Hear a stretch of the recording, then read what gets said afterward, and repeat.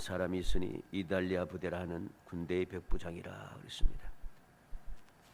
이 이달리아 부대라고 하는 것은 이탈리아인으로 구성된 부대를 말합니다. 이 로마의 백부장인 고넬료는 이탈리아 사람이라는 사실이죠. 쉽게 말하면 그냥 이방인이라는 그런 말입니다. 그런데 이방인인 이 고넬료는 2절에 보면 경건하여 온 지방과 더불어 하나님을 경외하며 백성을 많이 구제하고 하나님께 항상 기도하더니 그랬습니다. 이 로마의 사람이면서도 그리고 군인이면서도 그는 경건하다는 것이죠. 그리고 온 집안과 더불어 하나님을 경외하고 있다는 것입니다. 그리고 그는 말로만 경건하고 하나님을 경외하는 것이 아니라 백성을 많이 구제했다. 그리고 하나님께 항상 기도하고 있다는 겁니다. 이 말은 올바른 성도라는 말씀이죠. 오늘날 믿음이 좋다고 독실하다고 이야기하는 사람들 중에서 경건하고 하나님을 경외하고 예수를 믿고 예수의 제자라 하면서 그들의 삶을 보면은 전혀 그리스도의 모습, 그리스도인의 모습이 나타나지 않는다는 거죠. 올바른 성도의 모습이 나타나지 않는 것이죠. 백성을 많이 구제하고 사람에 대한 사랑이 있다는 거죠. 하나님께 항상 기도하더니 하나님을 믿고 의지하는 올바른 믿음을 가지고 있다는 것이죠. 즉 하나님과 교제가 날마다 끊임없이 이루어지고 있다는 것입니다. 이것이 바로 올바른 성도의 모습인 것이죠. 말로만 하는, 다른 사람들이 그냥 저 사람은 유명한 사람이니까, 저 사람은 대단한 사람이니까, 저 사람은 뛰어난 사람이니까, 저 사람은 똑똑한 사람이니까, 저 사람은 재산을 많이 가지고 있는 사람이니까 여러 가지 이유를 대면서 세상적인 명망도 가지고, 그래서 저 사람은 교회 다닌다더라, 그리고 저 사람은 믿음이 좋은 사람이다, 이런 사람이 아니라는 것입니다. 우리는 세상을 보면서 그러한 사람들 치고 진짜 하나님을 믿고 하나님의 영광을 드러내는 사람들을 많이 보지 못합니다. 그런데 이 고넬료는 그렇지 않다는 거죠. 하나님을 경외하고 경건하고 백성을 구제하고 하나님께 항상 기도하고, 이러한 고넬료가 하나님께 응답을 받고 있습니다. 그래서 오늘 이 저녁에는 응답 45번째, 이방인에게 정식으로 복음의 문이 열리는 최초의 사람, 복음의 문을 처음으로 여는 그러한 사람이 되었다는 것이죠. 얼마나 놀라운 축복의 사람인가, 영광의 사람인가 하는 것을 우리는 말씀을 통해서 볼 수가 있습니다. 이방인에게 최초의 복음의 문이 열린다. 복음의 문이 열리면서 복음이 전파가 되기 시작한다는 것이죠. 좋은 면에 있어서, 즉 신앙적인 면에 있어서 최초의 사람이란 것은 너무나도 놀라운 일입니다. 그래서 오늘 이 시간에는 과연 어떻게 하나님께서 응답하셨는가, 어떻게 응답하기에 최초의 문을 여는 사람이 될 수 있었는가 하는 것을 살펴보려고 합니다. 그러면 첫 번째로 어떻게 응답하셨는가, 하나님의 사자를 파송하셨다는 거죠. 3절로 4절에 하루는 제 9시쯤 되어 항상 환상 중에 밝히 보매 하나님의 사자가 들어와 이르되 고넬료야 하니, 고넬료가 주목하여 보고 두려워 이르되 주여 무슨 일이니까? 천사가 이르되 내 기도와 구제가 하나님 앞에 상달되어 기억하신 바가 되었으니 그랬습니다. 하나님께서 어떻게 기도를 응답하셨는가? 천사를 직접 파송했다는 거죠. 어디로? 3절 말씀 하반절에 보면 하나님의 사자가 들어와 이르되 그렇습니다. 들어와 이르되, 이것은 곧 앞에 제9시점 되어 그랬으니까 기도 시간에 기도하는 그 장소에 천사가 들어왔다는 것이죠. 이 고넬료 한 사람을 위하여 하나님께서 천사를 파송하셨고, 파송된 그 천사는 고넬료가 기도하는 그곳에 들어왔다는 것이죠. 1:1 독대가 이루어졌다는 소리입니다. 놀라운 일이지 않습니까? 하나님께서 특별하게 보내신 천사를 서로 독대하게 되었다. 1:1로. 이건 놀라운 영광이고 축복이고 기쁨이 되는 것이죠. 우리는 이 놀라운 응답을 마음에 새게 됩니다. 이렇게 그는 하나님의 특별히 파송한 하나님의 사자와 1:1로 독대할 수 있는 놀라운 응답을 받았다는 것이지. 이것은 쉬운 일이 아닌 것입니다. 그가 이러한 독대하는 은혜를 받을 수 있었던, 응답을 받을 수 있었던 이유가 무엇입니까? 그는 정말로 경건하였고, 그는 하나님을 진짜로 경외하였고, 그는 모든 백성들이 인정할 정도로 구제를 많이 했고 사랑을 베풀었다는 것이죠. 하나님께서 그 기도를 들으시고 기억하실 정도로 항상 하나님께 기도하고 있었다. 이게 바로 하나님께서 사자를 특별하게 파송한 이유가 되는 것입니다. 두 번째로 어떻게 응답하셨습니까? 베드로를 청하게 하셨다. 5절 6절에 내가 지금 사람들을 요바에 보내어 베드로라 하는 시몬을 청하라. 그는 무도장의 시몬의 집에 유수하니 그 집은 해변에 있다 하더라. 응답의 내용이 확실하고 분명합니다. 요바로 사람을 보내어라. 누구에게 보내는가? 베드로에게 보내어라. 베드로가 어디에 있는가? 무도장이 시몬의 집에 있는데 그 집은 해변에 있다. 분명하고 확실하게 그가 해야 할 일을 가르쳐 줍니다. 하나님께서 응답하신 그 응답이 어떻게 그에게 주어지는가 하는 것을 분명하게 가르쳐 주고 있습니다. 세 번째는 어떻게 응답하시는가? 말씀을 듣도록 하신다는 거죠. 그냥 이제까지 그냥 들려오는 이야기, 내가 생각하는 것, 단편적으로 듣는 그런 이야기가 아니고 정식으로 말씀을 듣도록 하나님께서 응답해 주십니다. 그래서 22절에 보면 그들이 대답하되 백부장 고넬료는 의인이요 하나님을 경외하는 사람이라 유대 온 족속이 칭찬하더니 그가 거룩한 천사의 지시를 받아 당신을 그 집으로 청하여 말을 들으려 하느니라. 이 고넬료는 의인이고 하나님을 경외하는 사람이고 유대 온 족속이 칭찬하는 사람이고 거룩한 천사가 청하여서 말을 듣게 하는 사람이라. 말씀을 듣도록 하나님께서 응답하신다는 것이죠. 하나님의 말씀을 듣는 것은 아주 큰 복입니다. 내가 아무리 많은 체험을 하고 많은 것을 내가 누리며 살아간다 할지라도 하나님의 말씀을 듣지 못하고 하나님의 말씀에 대하여 가르침을 받지 못하면은 그러한 사람들의 삶은 오래가지 못합니다. 오늘날 타락하는 사람들, 이단에 빠지는 사람들, 그 사람들이 왜 그렇게 이단에 휩쓸려 가고 왜 타락하게 되고 세상을 더럽히고 세상을 놀라게 합니까? 하나님의 말씀을 듣지 않기 때문입니다. 하나님의 말씀을 듣지 못하니까 자꾸 그렇게 죄악된 삶을 살 수밖에 없는 겁니다. 24절에도 보면 이튿날 가이사랴에 들어가니 고넬료가 그의 친척과 가까운 친구들 모아 기다리더니 그는 말씀을 듣기 위해서 준비하고 기다리고 있습니다.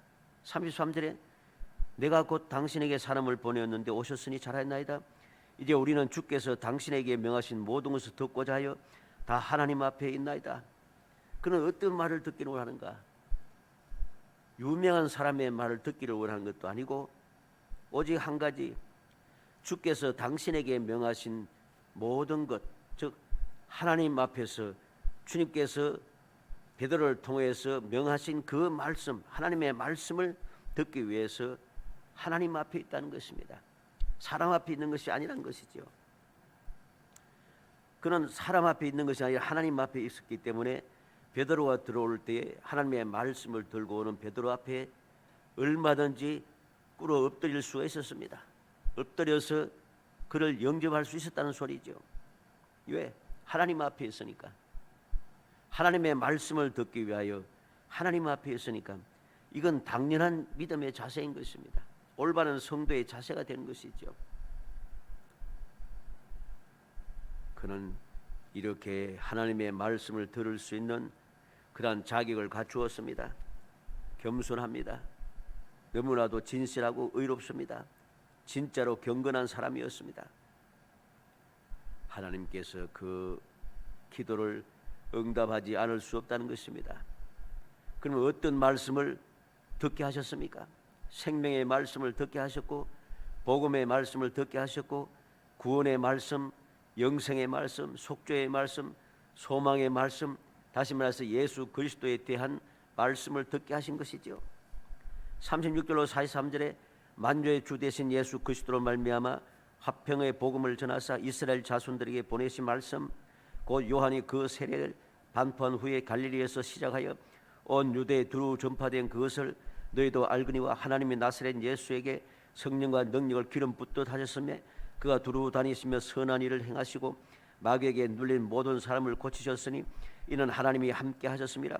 우리는 유대에 있는 이 땅과 예루살렘에서 그가 행하신 모든 일의 증인이라. 그를 그들이 나무에 달아 죽였으나 하나님이 사흘 만에 다시 살리사 나타내시되 모든 백성에게 하신 것이 아니요 오직 미리 택하신 증인 곧 죽은 자 가운데서 부활하신 후 그를 모시고 음식을 먹은 우리에게 하신 것이라.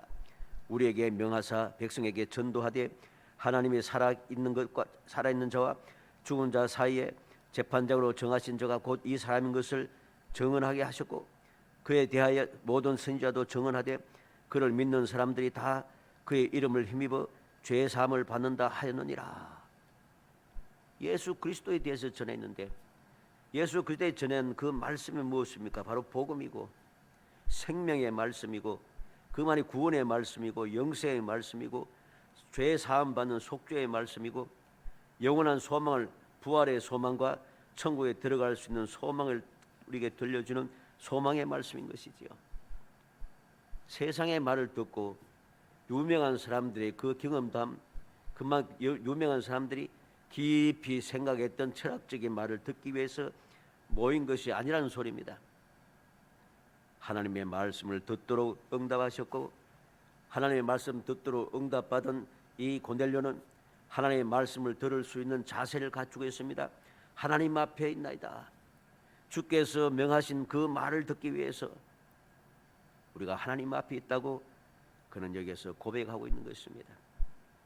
우리는 하나님께서 응답하시는 그 모든 그 말 내용을 제대로 살펴야 됩니다. 하나님께서 어떻게 응답하시는지, 왜 응답하시는지, 응답받는 사람들의 마음의 자세가 어떠한지 우리는 기억하고 또 기억해야 됩니다. 마지막으로 어떻게 응답하셨는가? 성령의 말씀 듣는 모든 사람에게 내려오심으로 응답하십니다. 44절로 48절에 베드로가 이 말을 할 때에 성령의 말씀 듣는 모든 사람에게 내려오시니 베드로와 함께 온 할례 받은 신자들이 이방인들에게도 성령 부어 주심으로 말미암아 놀라니 이는 방언을 말하며 하나님 높임을 들음이라. 이에 베드로가 이르되 이 사람들이 우리와 같이 성령을 받았으니 누가 능히 물로 세례 줌을 금하려 하고 명하여 예수 그리스도의 이름으로 세례를 베풀라 하니라. 그들이 베드로에게 며칠 머물기를 청하니라. 지금 여기에서 말씀을 듣는 하나님의 말씀, 예수 그리스도에 대한 말씀을 듣는 이 고넬료와 함께한 모든 사람들에게 어떤 역사가 나타났습니까? 성령의 말씀 듣는 모든 사람에게 내려오시니 그리고 그들이 어떻게 반응합니까? 방언을 말하며 하나님 높임을 들음이라. 베드로가 뭐라고 합니까? 우리와 같이 성령을 받았다 합니다. 그리고 예수 그리스도 이름으로 세례를 베풀라 합니다.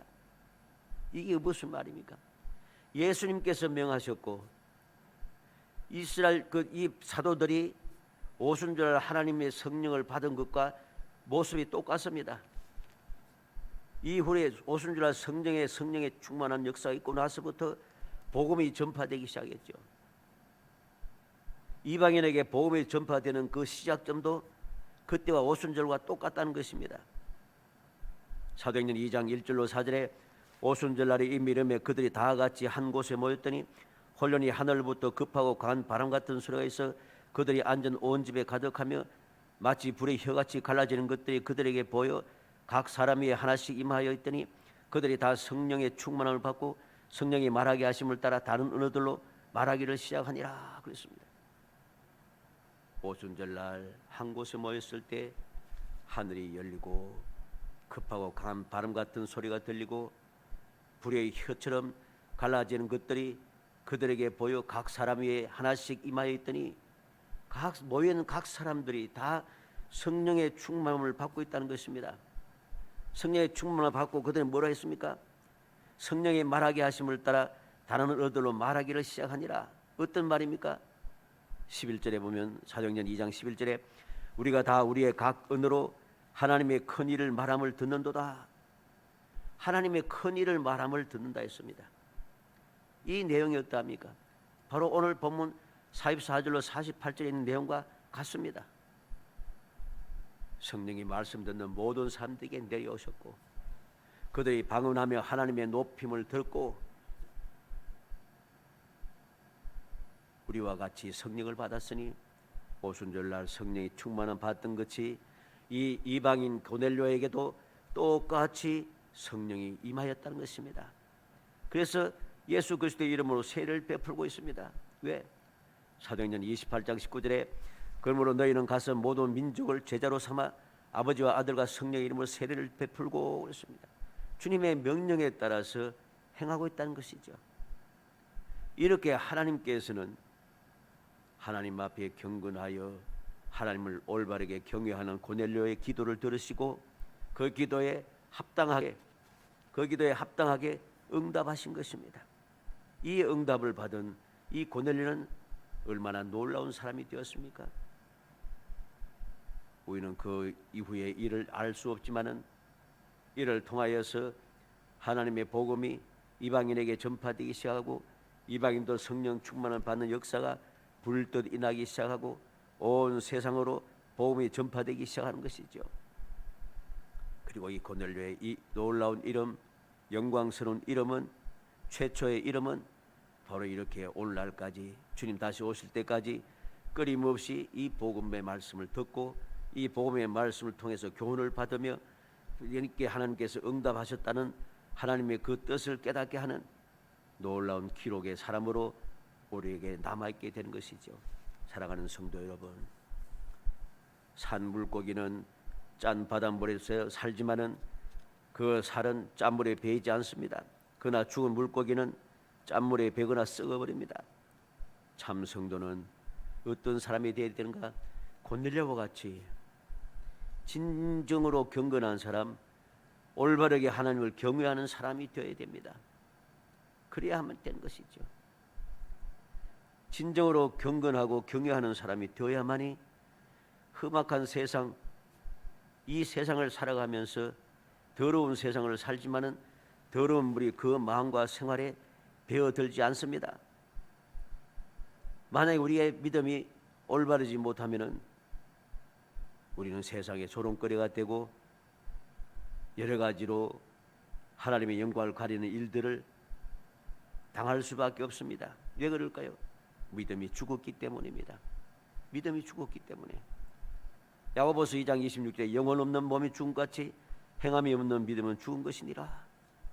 말로만 믿음을 아무리 외쳐도 믿음에 걸맞는 올바른 경건의 모습, 올바른 경외의 모습이 나타나지 않으면 그 믿음은 죽은 믿음이라. 죽은 믿음을 가지고 세상을 살아가고 있으니 세상의 온갖 더러움과 세상의 악취가 끊임없이 들어와서 우리를 망가뜨리게 되는 것이죠.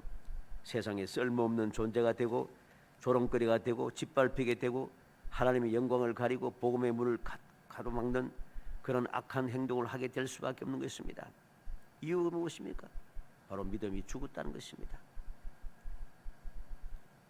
올바른 성도는 거룩해야 합니다. 생각이 거룩하고 마음이 거룩하고 뜻이 거룩하고 입이 거룩하고 생활이 거룩해서 더러운 세상, 악취가 나는 세상에 살지만은 세상의 죄악에 물들지 않고 썩어서 악취가 나는 그러한 삶을 살아서는 안 되는 것입니다. 성도는 더럽고 냄새나는 세상에 살지만 깨끗하고 향기를 풍기는 생활을 해야 하는 것입니다. 이게 바로 올바른 성도의 모습인 것이죠. 노아는 죄악이 가득하고 마음으로 생각하는 모든 것이 항상 악한 세상에 살면서도 하나님과 동행하며 살았고 하나님께 의롭다 인정을 받으며 살았습니다. 여호수아와 갈렙은 모든 사람들이 하나님을 불신하고 하나님의 말씀에 불순종할 때에 하나님을 믿고 순종함으로 약속의 땅에 들어가서 약속의 땅을 차지하는 축복의 사람이 되었습니다. 다윗은 모든 사람들이 두려워하고 떨고 있을 때에 하나님을 믿음으로 골리앗을 죽이는 사람이 될 수 있었습니다. 여호사밧은 하나님을 믿고 찬양함으로 하나님께서 대적을 멸하시는 것을 기적을 보게 되고 계속해서 하나님을 찬양하는 그러한 삶을 살 수 있었습니다. 다니엘은 포로로 잡혀갔음에도 불구하고 거룩한 신앙생활을 함으로써 하나님의 큰 은총을 받는 사람이 되고 하나님의 큰 은총을 받음으로 어떠한 위험에서도 안전하게 보호받는 사람이 되었습니다. 이외에도 우리는 베드로, 바울 그리고 다비다 이외에 많은 믿음에 앞서간 사람들을 봅니다. 그들은 올바른 믿음을 가지고 올바른 살아있는 믿음을 가지고 살아갔기 때문에 그들은 항상 세상에 물들지 않고 악에 물들지 않고 세상의 악취를 풍기지 아니하고 항상 그리스도의 향기를 바라며 살아가는 축복의 사람, 영광의 사람이 될 수 있었던 것이죠. 우리가 기억하고 또 기억해야 됩니다.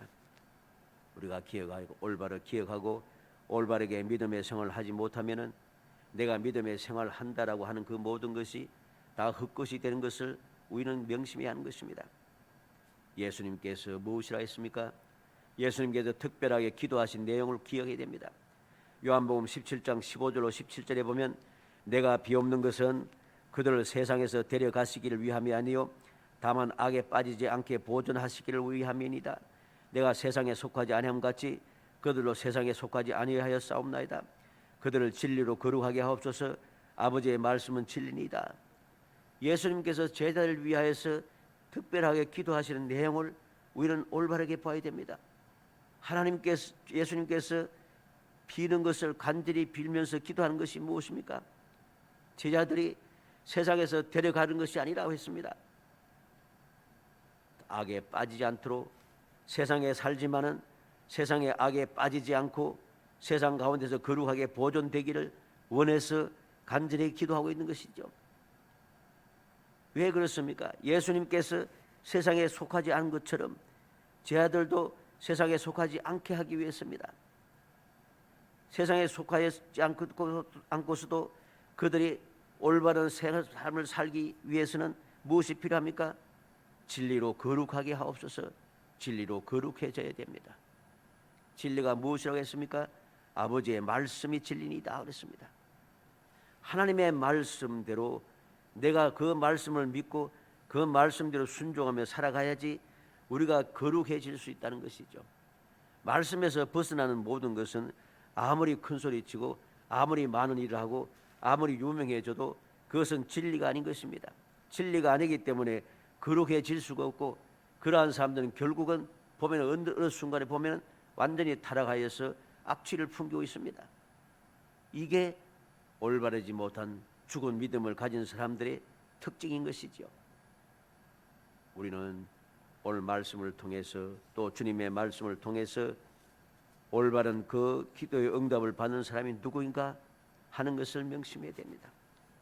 하나님께서 응답하시는 그 놀라운 거룩한 사람, 올바른 믿음, 올바른 경건, 올바른 경외심, 올바른 신앙생활이 무엇인가를 다시 한번 마음에 새겨서 말로만 하는 것, 모든 사람들의 눈을 속이고 그리고 거짓된 믿음을 가지고 거짓된 삶을 살아가는 그러한 잘못된 하나님께 인정받지 못한 믿음이 아니라 어떠한 순간에도 어떤 상황에서도 어떤 환경에서도 하나님의 인정을 받고 하나님께서 인정하심을 베풀어 주시는 그 귀한 은혜를 누리며 살아가는, 세상이 무엇이라고 하든 하나님의 은혜 가운데 살아가는, 정말 언제든지 하나님께서 기억하시고 우리의 기도가 하나님 앞에 상달되어져서 우리의 삶 속에 하나님의 귀한 응답이 이루어지는, 정말 행복하고 그리고 끊임없이 하나님의 영광을 드러내고